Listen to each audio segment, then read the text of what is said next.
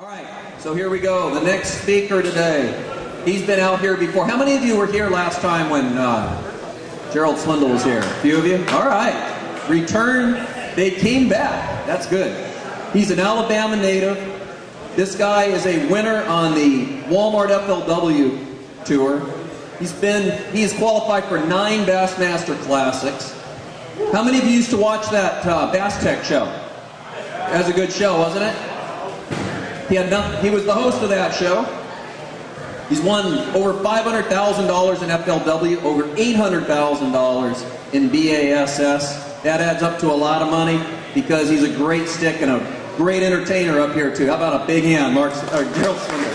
Oh, almost talking to Mark Zona. You didn't hear that.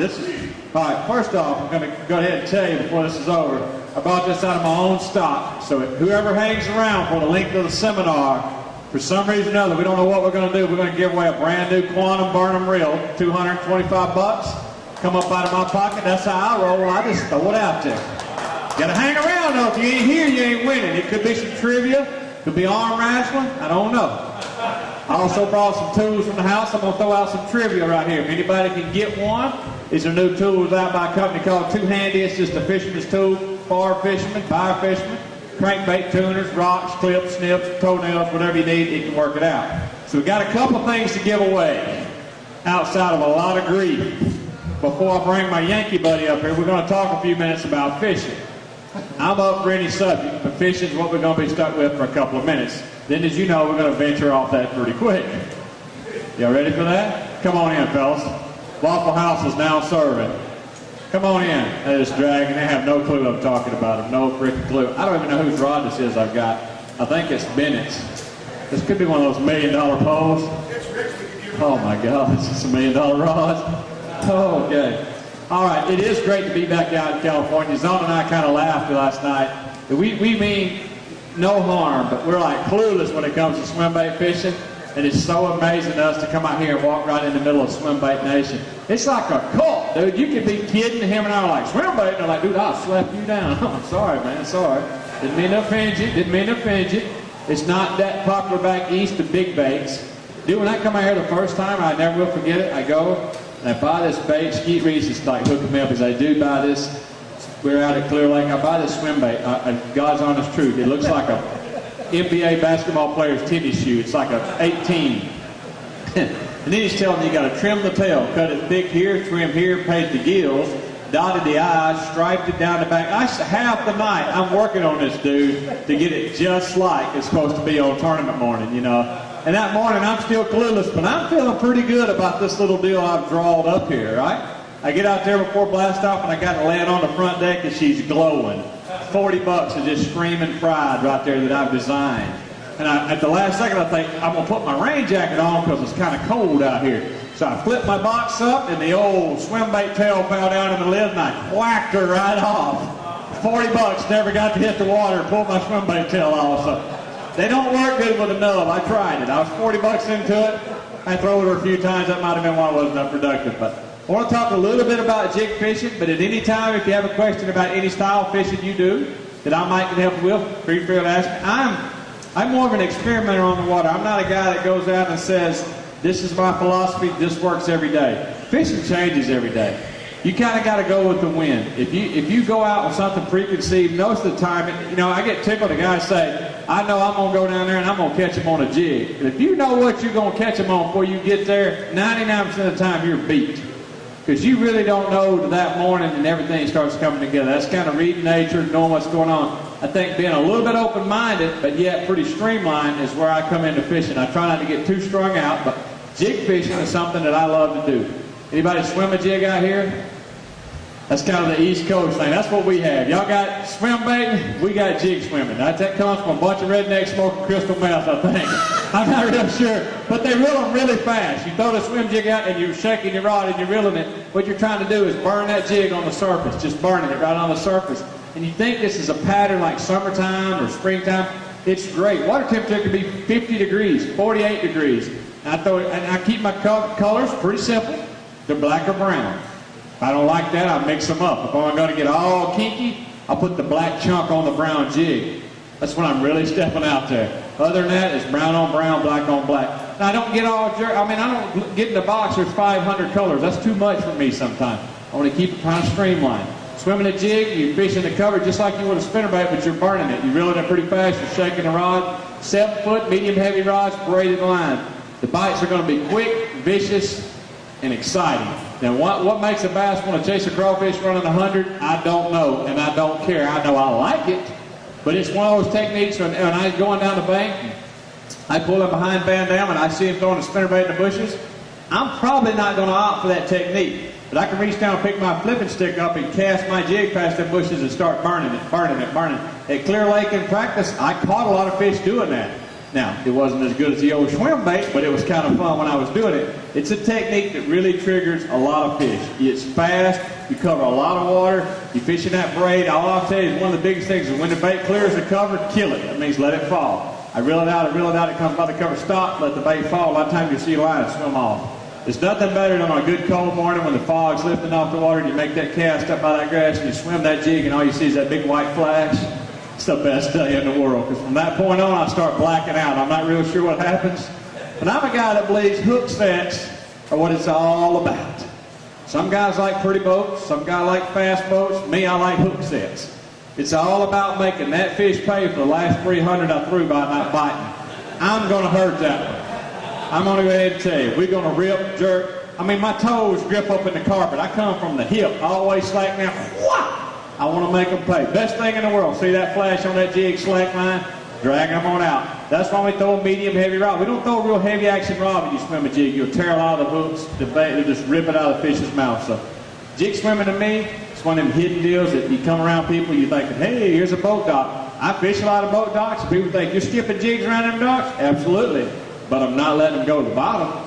That's a lot of the key sometimes. I'm reeling it right back out. I'm burning it. If you go by a target, the fish chases it out and don't get it, don't worry about it. Go on down the bank, turn around, come right back. He's still under there. He's not going anywhere. Then I'll skip it under and let it settle, and then you can catch it sometimes. So I use it to find fish, do all that kind of good stuff, sight fishing, same thing. I like to go down and find sight fish swimming a jig.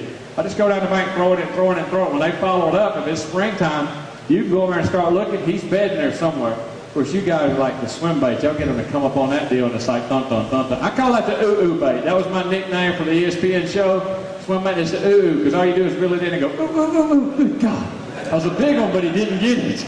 You really, ooh, there's another big one. So I don't know. It's a whole different deal. But Zona and I was thinking about filming a little TV show. We did an interview this morning. We told a guy we're just fixing to make our first swim bait video. He took us serious, too. I was like, okay, you keep believing that. We don't know nothing about it. Watch that baby. She's like, you worked that hook around my baby. I'll tear you up. I'm going to go this way, because I seen Skeet Reese hook a lady in a calf one time. It was nasty. You know, a couple of techniques I use casting-wise. A lot of guys flip and pitch, you know, the flipping and all this. It's been in the California style, the flipping deal. I'm more the guy that does a little underhand roll, soft pitch out. It's just the over and under. I do that cast almost every time, under a dock. Whether I'm trying to get in a cable or something, I don't know whose rod this is. I'm not real familiar with it, so look out down there. If one strays off, I'm not responsible. Just reel it in. You always want the bait to be right about the first eye. If the bait is too long, you're going to have a knot on your head. I can go ahead and tell you. Because when it comes around, you're going to black yourself out. You can't do it. When you start trying to figure out how you want to do that, just always remember the bait needs to be about the first eye of the rod, and it's just around the house. This thing works quick for me. I can swim that jig, I can reel it back in, another target, I'm going again. This doesn't take a lot of wear and tear on my body. My shoulders are still good at the end of the day. My arm's not moving. There's not a lot of up and down motion. It's real quick, real effective. It's the old roundhouse. It looks kind of good on TV. Kind of sucks when you hit the boat right here. You'll backlash everything. Blows or slam up. You get in a real big hurry. You ever done that? Go, whop, hit your trolling motor. Well, that one's done for today. Lay her down. This technique works. I mean, I throw a spinnerbait like this a lot. It works great if you get in a situation where you're trying to throw in a gap. You can't, I throw a lot backhanded. I'm a big backhanded right-handed rod, but sometimes you can't move. The rod can't go left or right. You have to go straight in. And dude, it's so much easier on your body. You just bring it around, throw it all back up in the cable. It just glides right in there. When it don't, just reel it in, do it again. That's all you can do. People say, how long did it take you to do that? Countless hours. I'm still learning. It's never going to be perfect. But it is a great way to speed your day up, flipping, moving around for targets. I don't like rocking the boat if it's a real quiet morning and everything's still. I don't like moving your feet around and flipping out there and rocking back and forth. I want my feet to be real still, letting everything drift. I'm not even making a ripple in the water. That bait goes in and out, in and out. Kind of like the burger I eat out there. It's pretty good. Go in and out. Any question? We don't have in and out where I live. We got crystals. Yes, sir. Is your swim jig any different than your crawling jig? Yes, sir, a little bit. You know, you're talking about the bait, what it looks like. I like the Zoom Super Chunk, the big rabbit ears chunk style, and I thin the skirt down to make it a thinner profile, not as much bulk, as much as it is thinner, and moving it fast. If it's a little bit strained, I'll put a rattle on it, but a lot of times I don't even put a rattle on it. It's mostly just a sight bait that's coming over cover. And I'm usually just target fishing with it, whether it's a stump, a log, a rock, rip wrap. Oh, it doesn't get any better on rip wrap in the mornings. Throwing a white jig and swimming it down that rip wrap, they blow it like a buzz bait, just come out of nowhere. You will miss them on it if you jerk too quick. Let them load up on it. When you're reeling it in, just let it get heavy. You know, if you see them flash it, just let it get heavy and pull them on it. I see everybody swatting at them flies out there. Kind of remind me of an uncle I had at a reunion. I always thought he was crazy. He is. That's what happens when you do a lot of that. I say, hey, he's crazy, Mama, them ain't flies. I just like watching you back here. You're like, good God, he's on me. That's what Zona is a lot of times. Thank you. That's my Yankee buddy. He can't hunt for crap neither. The guy called me, he goes, I bought the best piece of hunting land ever. I said, really, how big is it? He said, 1.5 acres. What the crap you gonna do with 1.5 acres of land? But the boy's got it. I like him though. Zona's not a big jig swimmer. That's just not his deal. Smallmouth, he's all right. But the bait's basically the same, little thin, bigger chunks. I don't like to go real small with it. You want to see it, something to ripple through the water. What about the head? I listen to a normal flipping style head. What I would normally flip, I throw a lot of Arky jigs, a lot of War Eagle jigs. It's a flipping style, you know, the 60-degree hook. I don't like a lot of that crazy stuff. I see people build the bullet heads and all that. You know, I'm kind of old school, just regular old flipping jig, nothing too fancy. You want to be able to hit grass or hit a piece of wood and bounce off of it. Not no football. See, now I'm going to tell you, I love me some jig fishing. I just want to hug me some jigs. But I can't drag no jig with Mike McClellan. We call him Peepaw. Y'all know that? That's his nickname, Peepaw, because he moves slow. And he acts like he's old. He's always all humped over. Peepaw can throw the jig out there and let it sit till the chunk starts swelling up. I can't fish that way. Him and Jeff Creek can start fishing a grass bed. By the time they get to the other end, it's topped out on the mat. You know, I said, dude, y'all fish horribly slow. But Mike McClellan is one of the best slow football draggers. That's not my style. I'll throw a 1 ounce around and give her a couple of if they ain't jumped on it. Hey, here we go again. Now, stroking a jig, that high stroke, letting it fall left line, I'm all about that. You know, trying to trigger a strike with that dragging and dragging, that's just not my deal. Needs to be after I finish 53rd in the points this year. I probably need to learn to drag a little bit, but sometimes I just can't swallow that pride. I just can't do it. I try, I throw it out there, and it sits there for a minute. I thought, well, that's long enough. Let's go again. You know, yes, sir. What about a chatterbait? It's a lot like the swim bait, and it's been very productive. I like a chatterbait. It seems to read its strongest in the spring. For some reason or another, between February and the 1st of April, I see a chatterbait dominate, especially around vegetation. I don't know if it's extreme vibration, but even on a chatterbait, I'm the world's worst to throw a brown on brown, black on black. I very seldom throw a white chatterbait or something like that. I never throw a shad imitation. It's always crawfish. I'll put a zoom like the speed worm on the back of it for a trailer. Put me a brown on brown, a green on green, something real natural, and swim it through the grass. The chatterbait's bad news. I like to throw it on some braided line, though. See, a lot of people throw it on that mono. I'm throwing mine on braid. When he hits mine, I'm going to get my money's worth. When he finally bites my bait, the advantage is going to come to G quick, because I'm going to point the rod straight at him and reel him just like a pencil sharpener, man. I'm not about one of them guys that go, oh, God, let's let him run. No, let's let him reel him in real quick like. You know, I ain't playing all that stuff. Every time he jumps, that's one less time he gets to get off. See what I'm saying? So I tell him, if you just point the rod straight at him and hold it. You remember in the 3rd grade when you had that old pencil sharpener? That's what I'm like up there. I'll wait to the end of the rod, throw them up in the carpet. Ain't got no time for that. It's funny, I was fishing that last FLW, and I don't fish a lot of them, but I don't even own a dip net. And I didn't think nothing about it. I show up with this deal, they're legal there. My co-angler goes, hey, we got a dip net? I was like, nope. I don't own one. He said, what are you going to do when you get a big one on? I said, point the rod right at him and just reel. I said, that's what we always do, you know. It's just a way of fishing that works for me. It's an aggressive style.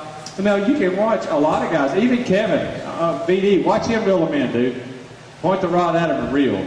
All that running around, be as he ain't here, I can see him. When you start Ike it, when you start, oh my God, it's a big one.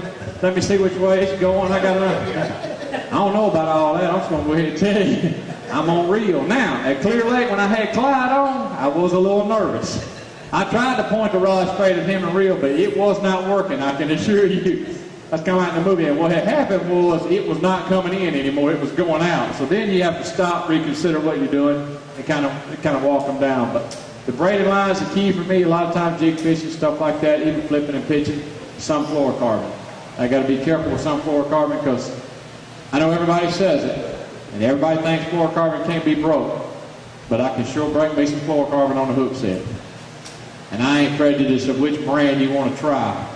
I can show you the ugly end of the knot when you jerk. It will break. So the advantage of fluorocarbon is you get such a good hook set, but the disadvantage is if you short line them and black out, you will break off. I know that feeling so many times. I just can't control myself. Z, watch your mouth. Him and I have been about this close all day to getting sideways. Over breakfast this morning, snapped his fingers at me like I'm his little girl or something. I'm like, I know you just didn't. He's like, hey, my bad. 3 times. I mean, and we're right here. It could go down right here in this room. If he keeps it up, I'm going to drop the atomic elbow, the South Alabama throwdown.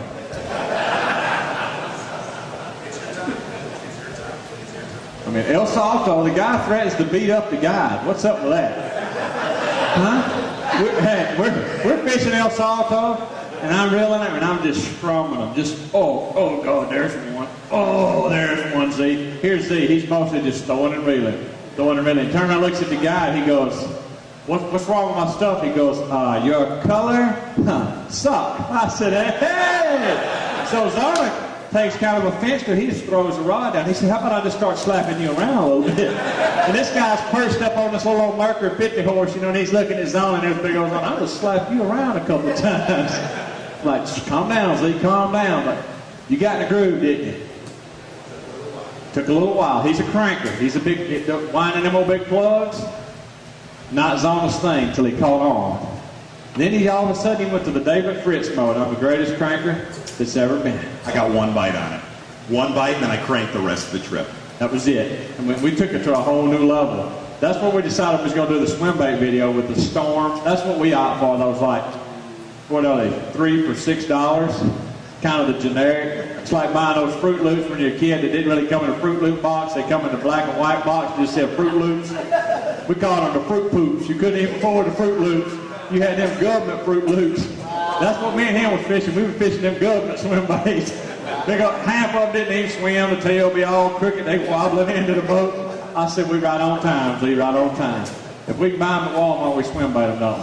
Yeah, and the best thing was after that, when the Clear Lake show aired, you know, and I'll make no bones about this. No clue about a swim bait. I know basically nothing. So I called a bunch of the guys that live out here, and the show aired, and some of my buddies were like, dude, how'd you learn all that? That is some awesome swim bait info. I was like, man, I just called friends. That's all it was. That's exactly how that happened. We do nothing. No. I didn't even know what hook it went in there. But I bought me some. And I pulled the old credit card stunt. When I weighed in, I'd caught me a bunch of them. I only had like 4 of them. I handed my wife my credit card. I said, go down there and buy every one they got. The little woman drug in $900 worth. I said, I think you went a little overboard, but we'll take them. I mean, I was sleeping with swim baits. I had them tripping in the room. I was like, we got plenty. I still got some. I'm thinking about running a little special on them if y'all need them. She was got it tough on me. But any questions real quick like on jig fishing? Kind of jumping around here, testing you guys out. We'll throw a little trivia out there. Huh? Got some pretty serious dudes up in here. Mr. Action. Come on, we stopped before with all the questions. We got to crank up anything outside of jig fishing. Crank up the question. There you go. Yes, sir. East Coast fisherman, West Coast fisherman, what's the big difference? East Coast fisherman, West Coast fisherman. I'll say my first theory and the difference. You say yours. Favorite East and West Coast? No, the difference. The difference between the... I think West Coast fishermen, guys that, you know, that you meet from here, Very, very in tune with being cool with fishing around a crowd. Okay? And not only that, doing something inside of a crowd that nobody else would do. An East Coast guy will have a tendency to, I gotta get away from this. I gotta get away from this and go, there you go. Where, and that's the amazing thing to me. And an East Coast fisherman, to me, is very, very, very similar from a northern fisherman because he sees a lot of different water as far as deep water, you know, stuff like that. I think the ability to fish deep and slow is what I've noticed. I mean, I can see Aaron Martin throw a cast out like 2 hours later, he's still standing there. I mean, that's an art to that. That's not something that you just do. And I see a lot of that. When I see the West Coast guys, they're very in tune with a couple of techniques and they will flat get you. East Coast, we're just kind of sporadic. And I will tell you one thing, and there's what he said about fishing deep and being patient. There are things that, like what I saw Aaron do at the Delta there in Frank's Tract. I'm going to tell you something. There is not a lot of people in the country that can look at, y'all call them, I think you call them toolies. Toolies. We call them bull rushes at home, or buggy whips. To throw at one plumb for 3 hours? Sorry, man. That's the only guy in my opinion. And to me, that's an individual that has been brought up fishing pressured water. You knew. Yes, ma'am. How's fishing etiquette? Like differ between From east to west? Depends on the day. It's pretty much the same. Most of the guys are pretty cool. Yeah. The West Coast guys are most definitely better in a crowd, and it's not as abrasive to them to fish. And East Coast is a little bit quicker to back off. Don't make me beat you. I would also throw that maybe South Coast to it. South Coast, yeah, dirty South. That'd be Alabama South. You know, so I think the etiquette's the same. They're just used to different things. Yes, sir. Would you throw a spinnerbait in the winter, cold month? Oh yeah, oh yeah. Well, I mean, most definitely. My favorite time of year to spinnerbait is when the water temperature is below 49. And I want to throw one blade. I throw a number 7 willow leaf. We call it the old cowbell. When fish get that cold where I'm from, they only eat like once a day or once every 2 or 3 days. And they eat something big. Did you by chance last year see that gig that we did at Ray Scott's, Van Dam? And did you see that? What he just said right there about in the wintertime is Van Dam was in the front of that boat, and I was throwing a jig that whole show, and I was catching him. And he would have, and it never aired, and something I wish aired. He said it about a half dozen times. He said, there's going to be a window. There always is in the winter. What he just said, he goes, there's going to be a window. I'm going to cave them in today. And there was about a 30-minute window. My mentality is, dude, put the spinnerbait down. Join the jig party. And he said, when this window hits, I'm going to light them up. And when it happened, it was only probably 25 minutes. But it was a piece of work to watch what he did with it. Z, a great rated show was that show. The Flemish Cup that Flemish you guys Cup, yeah. Any plans for this year? I'm gonna let you answer that. The Calabamish. Calabamish Cup. Yeah. It's myself and Kevin Van Dam. And I'm not gonna lie, I've signed some sponsors since last year's victory. I mean, I have. I've got a wrapped boat, truck, house, fridge, TV, everything. But we're taking on him and Skeet this year. Yeah, we're me and doing Skeet that. Reese. That's right. Yeah. And I think he tried his best to draft in somebody else. Yeah. But he couldn't do it. And he called me up. And you know what the trophy is?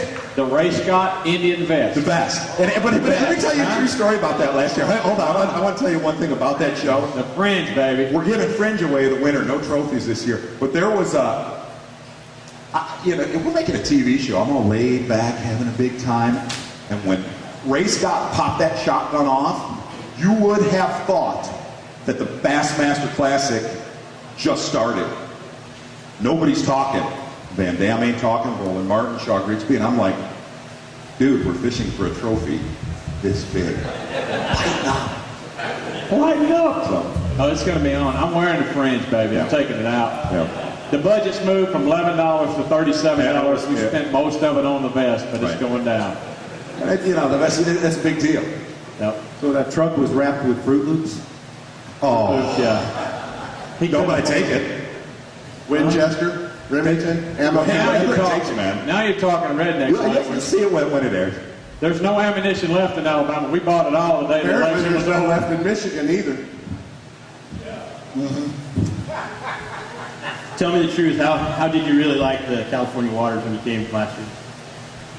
I liked it. I mean, I really do like everything out here about the style, the fish, the big fish. Dude, the Delta just beat me down. I mean, I can't find nothing good to say about it because it beat me down. And I know they're there, but the Delta, I'm all about it. Yeah, Clear Lake kind of saved me because the Delta kind of beat me down like a punk twice. Ain't gonna happen again. I'm gonna get my money back. I like that. Did you see? From the production standpoint, I'll say, you know, what I talked about when, you know, an hour and a half ago is from the production standpoint, boy, them are hard shows to beat, man. When Sanders and I can get in the studio and not have to talk to fill in fish catches, you know, that's a good show to do. It's a good show. It's fun to watch. And fun Next to cover. question. I'm popping them off here, man. We laid kind of cool. We're sticking in the fishing arena today. Pretty quick. I like that. I like that. Somebody's got to have one right in the back. There we go. I got the Vans. Got the Vans hat on. Huh? I'm sporting the Vans shoes. I got the kicks on. How old is Uncle Homer? Do what now? Say that. How old is Uncle Homer? Uncle Homer. I do not know. I mean, I don't know how old he is. Uncle, no, I don't. From Bassmaster magazine, Uncle Homer. He's older than the both of us. I can promise that right now. Put together. That much. Exactly. Put together. If you can tell me exactly how old Zona is right now, I'll give you this tool. Right now, at 1, 2, Say it again, 45? 45. All right, I'm going to tell you a story real quick. You ready? and you're wrong. I had a, you want to and that's where the story's going. Last week, I got an email that the lead singer of Kansas wanted to be on the show. You know, dust in the wind, all we are is dust in the wind. Ah. So check it. I'm like, my dad listened to that music. I was like, let's get him on the phone. And he goes, and it was awesome. I get this dude on the phone. And he's like, brother, he goes, I'm going to tell you something. He goes, I'll be on that show. He goes, hey, man, oh boy, brother, man. He goes, you and I have been there thick and thin. I won't get on that show and stuff like that. I said, dude, I'm 35. Man, you have lived hard. That's exactly what he said. Dude, you have lived hard. He did spend a little time. Yeah. He is the Domino's champ of the county jail in Michigan. Well, I was framed a few times back in college. Everything worked out, though, you know. But He beat it. He beat it. 35. But he won $11.21 playing dominoes with some old men. Right. 35? Why didn't you 35. tell him, dude? I could have got him again. Exactly. Dude, he went for 45. You kind of appreciate that. leathered up Thank there you. old age, aren't you? It's those slacks. I think it is. The slacks don't do much for you. Who else? Yes, sir. Come on, dude. I'm Where on. Where are we at? Yes, sir. Back. Okay. Come on, Mercury. Get on back there. I'm in the back. If you had to take 3 lures on the tour only, what would they be? 3 lures on the tour only. One would be a shaking head. Yeah. One would I did not be. think you'd go there. Huh? I did not think you'd go there. I will go there. Did not think you'd go I there. will go there. Shaking head, a jig, probably a BDS-2, like a drive crankbait shallow runner. That's probably the 2 I would choose to fight my battle with. How about you? I'll stay in the studio.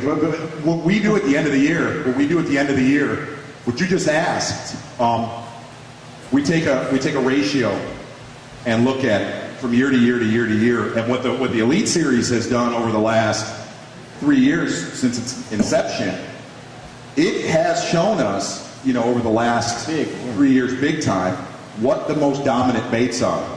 And I'm going to tell you something. What he just said right there, and with the jig being number 1, from this state all the way to Connecticut, That is the #1 bait. Mix up a little stinko in that. Yeah.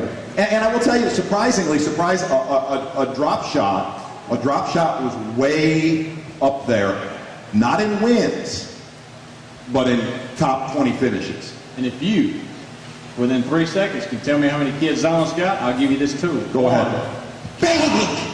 Give it to me. Too easy, man. He must have looked at your resume. Twins. That's right. How'd you know Yeah. that, dude? How'd you know that? Yeah. Oh, you've been Fantastic, man. Thank you.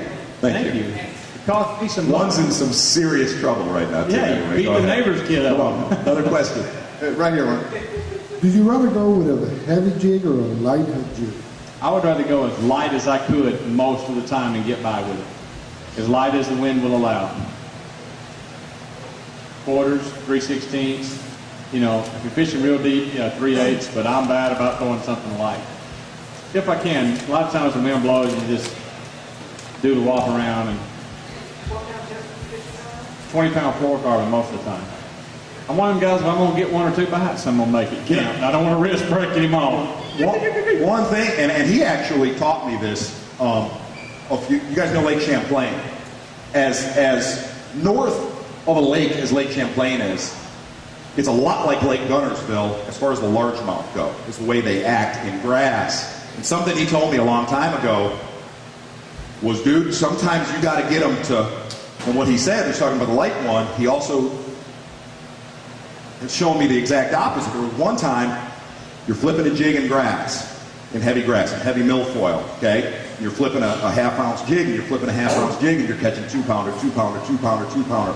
A lot of times, you go to a 1 ounce or 1.5 ounces in that exact hole that you're flipping in, you'll be stunned how your size, because of the rate of fall, those fish don't think about it, and it cuts right through those 2-pound fish. Boink. And that's what, and he grew, those guys on Guntersville really grew up learning that, and that's where that bigger, a thumper jig expanded. Big 1.5 ounces, or I'm loaded with them. Yeah. I will pump some 1.5 ounces right up with some grass. It's awkward.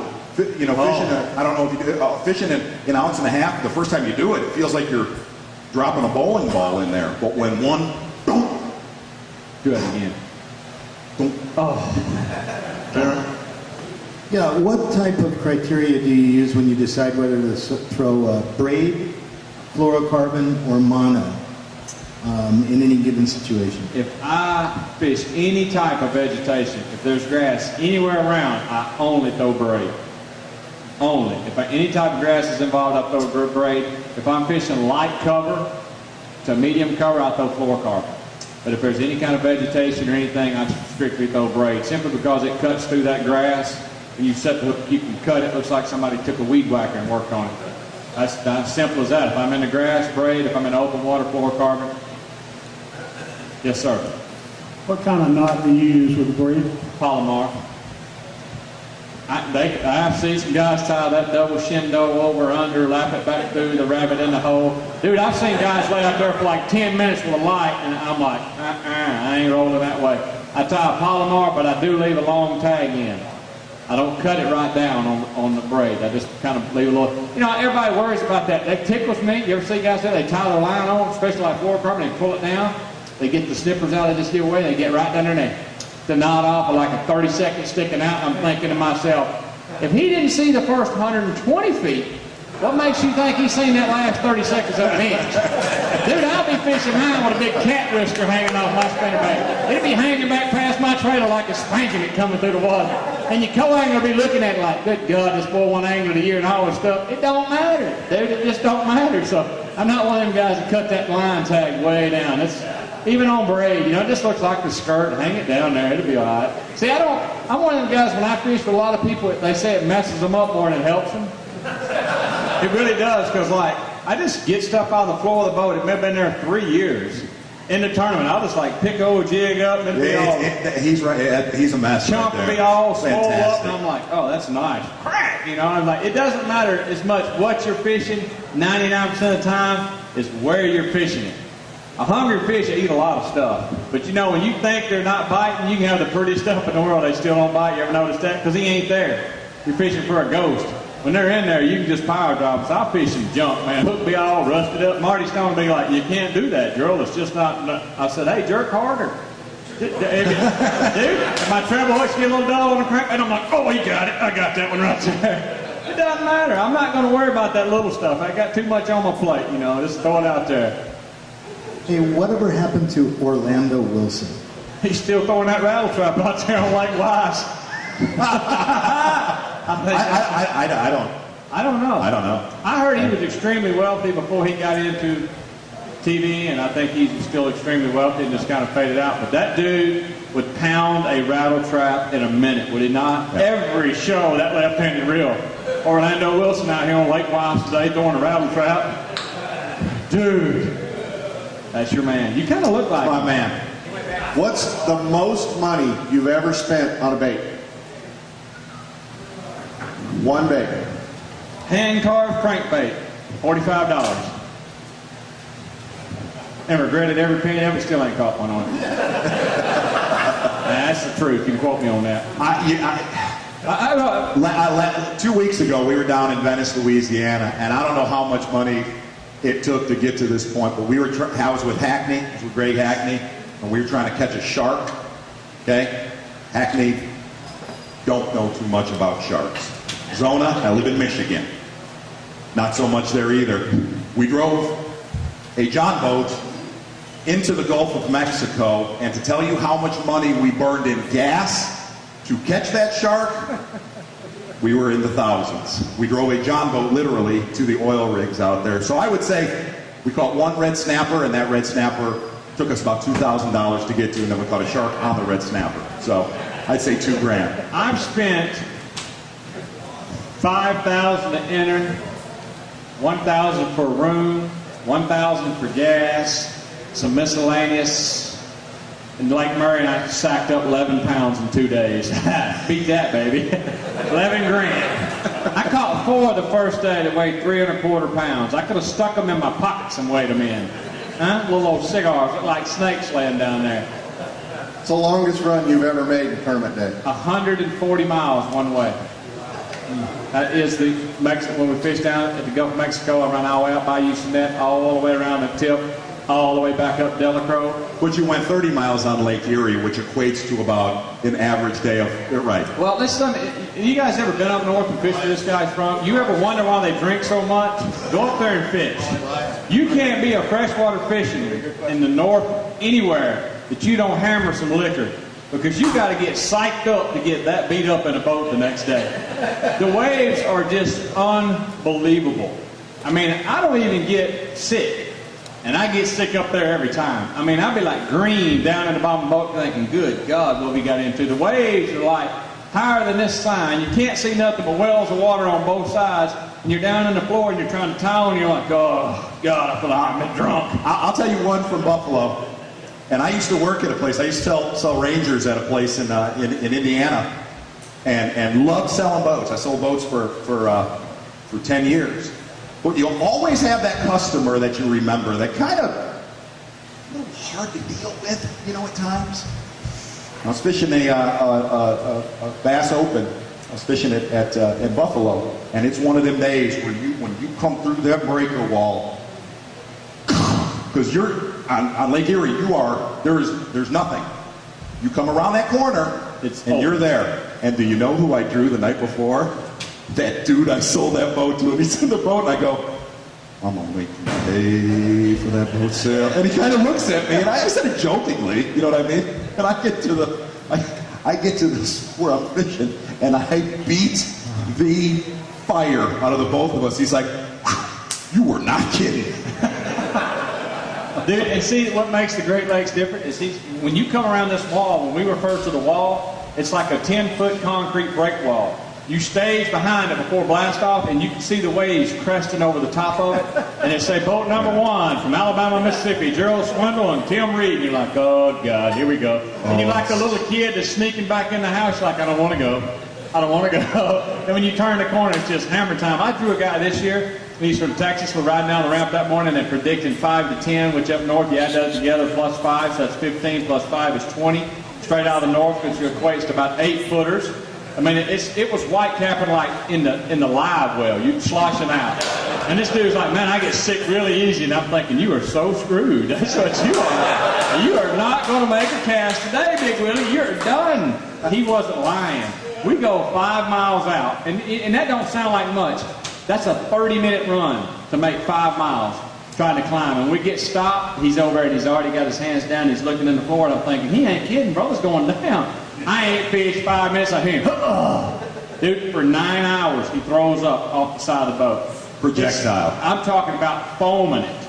I can't, it's so rough, you can't get up to the front deck. We sit in the driver's seat. I fished the entire first day and never got out of the driver's seat and had 17 pounds. I'm just floating right there, and the louder he throws up, the louder I turn up my stereo. I told Zona, I said, the last 4-pounder I caught, I had some AC/DC, and it's just wide open, dude. I didn't want to hear that puke come out anymore. And it was like on his clothes, in his tackle box, all over him. His glasses were all cocked down, so running in, I felt it only suitable to clean the boat up. Got me a little run and go, and Captain Nemo had one of them big 6-footers, sunk her to the console, washed it all out, dude. Clean as a whistle. We get in, the old guy's pretty good sport. He said, you kind of owed me that, didn't you? I said, hey, cleaned it up, man. That's all I can tell you. Yes, sir. Worst fishing in the tournament? Son, I could write a book about that. But that'd be the time I pooped my pants or the time I forgot my rods. Because that's both a true story. Twice. Huh? I fished in some lightning storms. I got a snake in my boat one time. It's a true story here. And I was fishing a major, and we drew a guy, and he was an observer, not a fisherman, so he was just hanging out in the back of the boat. We're at Arkansas River. Snakes, big cottonmouths and water moccasins, thousands of them. The water's high and it's warm, and every time you throw a bait out, they swim in. They're trying to get in the boat. You're constantly trying to get them out of the boat. This guy is a piano salesman. How many of you fellas know a piano salesman? Don't strike you to be a real tough kind of guy, do you? Now, I'll meet the guy. I'm like, hey, man, what do you do for a living? He's like, I sell pianos. I'm like, whoa, you do what? I sell pianos. I'm thinking, got myself a macho man right here. Well, we're fishing around there that day, and I'm up there flipping the weeds, flipping. I'm swimming a jig. And I get ready to leave, and I jerk that trolling motor up, and when I turn and look, the guy's sitting on the pro pole in my boat like this. He's sitting there like that, and there's about a 4-foot big old cottonmouth laid right here between his legs. Dude, they never looked down. He's staring at me, and when I turn around, I'm like, oh, Jesus. And the old guy looks down, and I'm not kidding y'all. The piano player could have played Michael Jordan at that time and won. Dude, he got a vertical of about 40 inches from a dead flat footing. Lands up there with me, and he's all over me. He's like, oh, my God, what are we going to do? I said, well, here's the first thing I'm going to do. I reel in that old flipping stick with that half-ounce jig, and I started thrashing that old big snake. And I'm whooping him down pretty good, son, but he's really getting mad. I mean, this snake is biting at everything that comes down on him. And then he squirts off in the floor and gets behind the seat. And I'm like, gosh, what are we going to do now? He said, dude, we're screwed, aren't we? I said, well, let me tell you, I said, what we're going to do here. I said, you're going to get down. You're going to crank the boat and idle me just right over to that island. And I'm going to fish around that. And he said, dude, I'm not getting down. I said, let me tell you something. If you take one in the leg, you can sit real still the rest of the day, and you're pretty sure you'll live. But I said, if I take one as fast as I'm fishing, I'll go down in a couple of hours. I say, dude, I said, trip one. And I am working it, trying to talk this guy, and he's almost getting ready to crank the boat up, and out comes this snake. So here I go thrashing this old snake again, and he's striking. I finally get the rod net backwards, and I got him by the head, and he's pinned down on the floor, and he's wrapped all around my rod. I'm like, oh, God. I said, boy, you just get... He said, dude, I said, dude, all you got to do is grab him by the tail and sling him out in the lake. I said, he ain't going nowhere. And I mean, we're in a crunch time. I mean, this could end the day of fishing. I don't know how many of y'all fish with a snake in the boat, but I'm a little jittery about the whole deal. And I got him. I said, all right. I said, and he said, I said, get the snake. Just get the snake. He's like, I don't know. He said, he's right here with me. He goes, you sure it's not poisonous to you? I said, no, but I stayed at the Holiday Inn Express last night. Dude, he freaks out, dude. Totally freaked out on me. He goes, this ain't no time to be funny, man. I don't know why you can't take nothing serious. I said, dude, it's a snake. We're going to be okay. But I talked a piano salesman into grabbing a cottonmouth by the tail and tossing it into the water. Probably the best whole line of BS I've ever put on a man. And I felt like at any time he could have took one in the face with that snake, because I had really, really made him mad, whooping him across the back with that jig. So it was a pretty rough day for me getting the snake out of the boat and getting it back in. But I've had some bad ones, son. I mean, I've had some stuff happen that when it was all said and done. I actually got stranded in Venice, Louisiana, out into a body of water where I ran about a half a mile trying to get back in. And there's nobody there. I mean, Zero. I had my buddy Mark Stone watching me, and I run it, and I run it, and I run it, and I run it, and I run it, and I run it. He's watching, and the rooster tail starts getting muddier and muddier and muddier, and he's like, oh, God, mayday, mayday. And when it landed, it just ran up on its side and wrecked like that. That's right, so I had to wade out. And there's alligators in there like you would not believe, and it's getting dark. The moral of that story is I swam out of that swamp. It pulled all the clothes off of me but my underwear. I hit that quicksand, and it literally pulled my clothes off of me. Had to swim out to a guy's boat and get towed in, left my boat out there for 2 days, took 2 airboats and $800 to get it off there. I went to the outhouse to try to put some more clothes on, and I slammed the door, and the red wolf's nest tore me down. Big 4 or 5 of them got me on the neck, me out there in my Fruit Balloons. I'm in my underwear, and I'm kicking and slapping. So that's all in one day. Now, if you think you want to ride with me, you're welcome to. I mean, I can tear some stuff up. I could write a book about stuff I done run over, run into.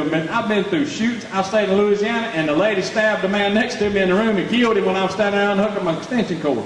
God's honest truth. She was watching her husband, and he was having an affair, and I didn't know what was going on. I'm out there plugging up my batteries and all that, and she knocked on the door. When he come out, she just juked him right in the heart, dude. And I'm like, oh, God. Because I thought she was going to turn on me. And I mean, this is a scorned woman at this time. And dude, he takes off running. And I'm practicing for the FLW championship. He takes off running through the breezeway, and we're tracking him like a gut-shot deer.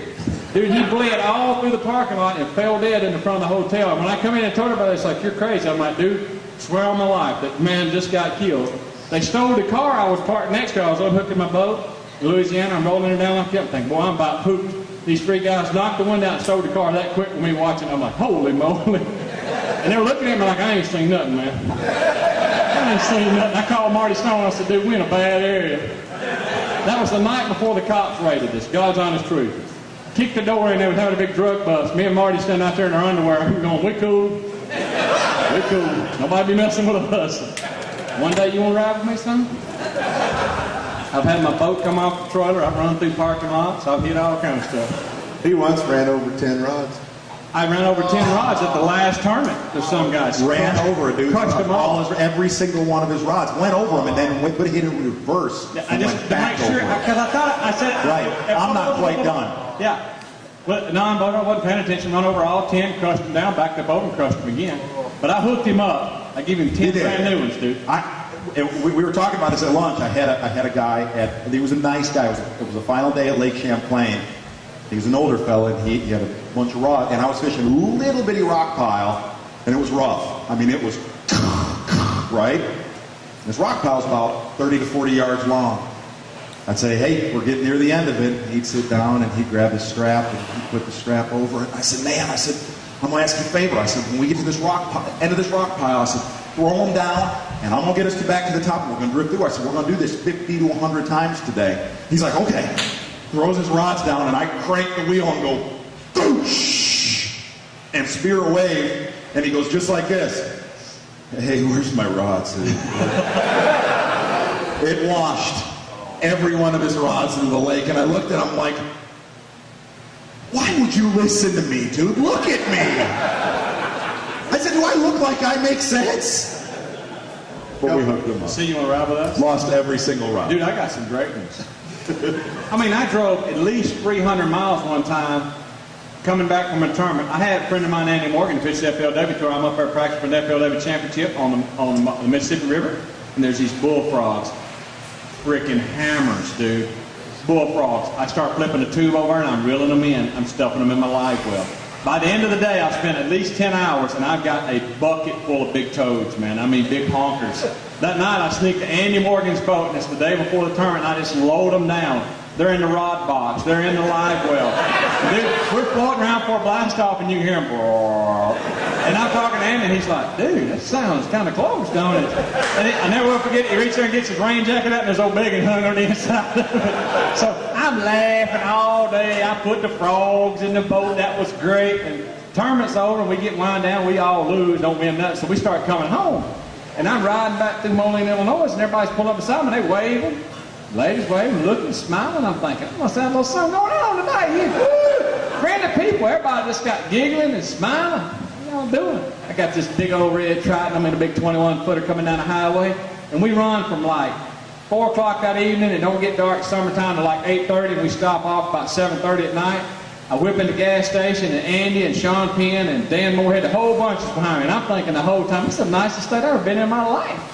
Jump out, shove the nozzle in there, and back up and look at the boat, and there's big block letters on the side of my boat with duct tape that says, I'm gay. That's right. Get you about 300 miles of I'm gay and people waving at you. How y'all doing? Beautiful. True story. I mean, what are you going to do at that time? You just start taking the tape off. But see, it never would have happened had I not tied his extension cord to his boat trailer axle and ripped everything out of the hotel wall. That's what started it all.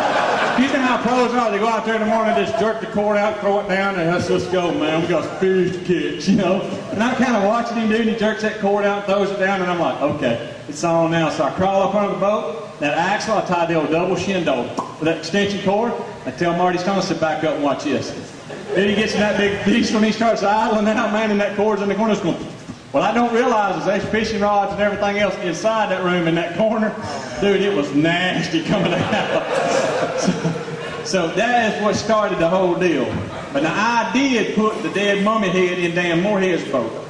And that was nasty. I found it in the water. It had eyebrows, it had the hairline, the lips painted on it. It was so real I was poking it with my fishing rod. And there was a log jam. I thought, that's a human head. I found a dead body.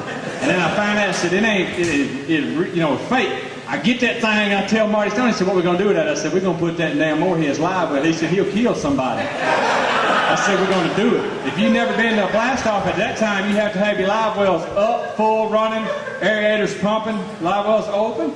Well, we're all talking, and we're trying to keep Dan distracted, you know. So if he don't have his lids open, and we're getting around there, and that's back when we had Dewey Kendrick, the tournament director. We called him like, little Hitler, dude. This guy was mean. He was cracking the whip on every one of us.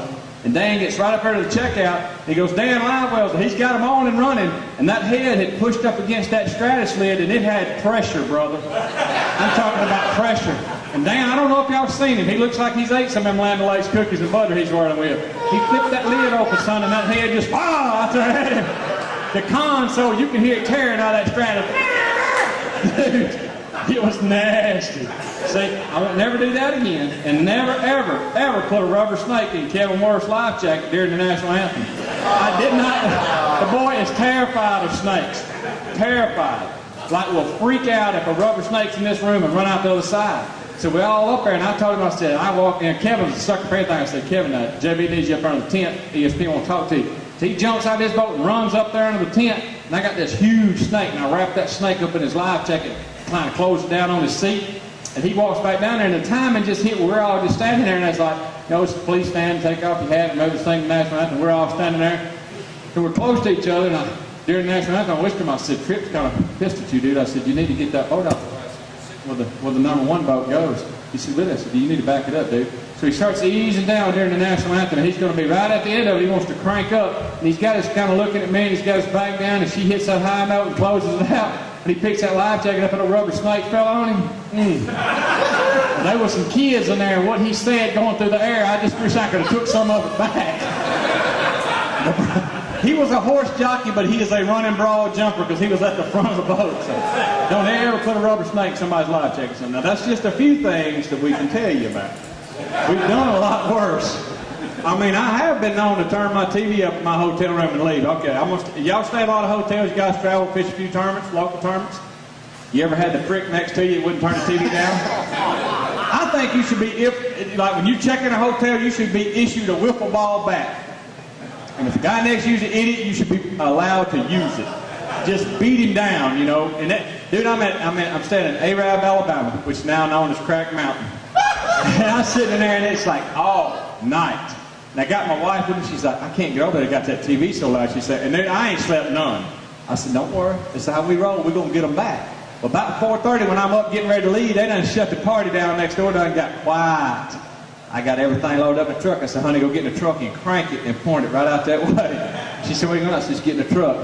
I got everything in the truck. I tuned it over to BET. It's 106 in Lincoln Park in the morning. You know, I got the morning wrap. I just cranked her up wide open, son, as loud as I could get her. Throw the key in there and slammed the door and left. About 2 hours of rap, you'll get up and see what's going on. I guarantee you so. And I will call your room 100 And Sanders and I jumped up when we heard it just like that. Tommy and Sam come running right out. Dude, I've been known to call your room. If you stay next to me, make a lot of racket, I'll call you all the next morning. When I take off driving, hey man, it's a wake up call. Woo, not so good. So that's I don't advise that, son. Be ready.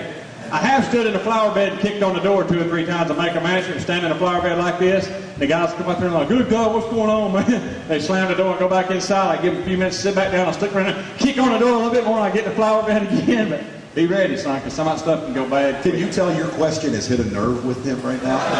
Can you tell that?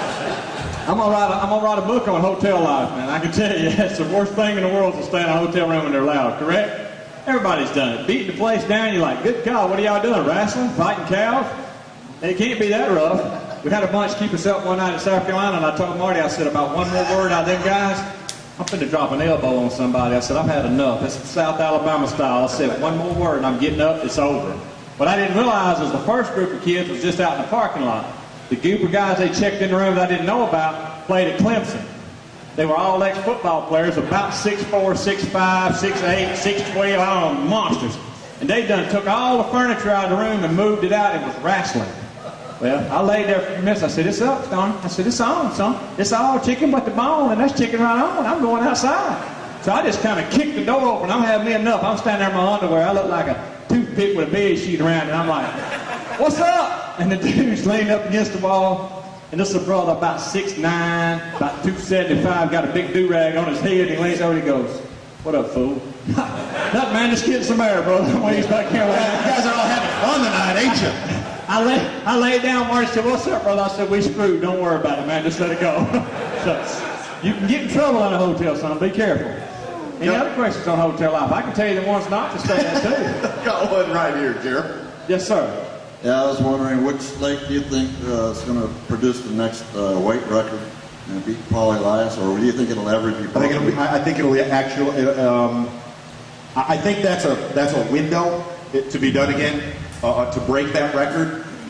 You know, the amazing thing is we sat together after Clear Lake happened, and we said, "Well, it'll be a few years until that's broken." Here's the one thing I'll tell you: if you hit that window right, Clear Lake or Falcon, I think not only will you beat it, you have the potential to blow it away. I truly believe that, and we think we were a little off on what we thought was capable of these guys in those tournaments.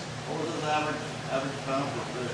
Well, I mean, you're looking at 140 something pounds, 130 something pounds. I mean, you're looking at a 7-pound average. And here's the thing.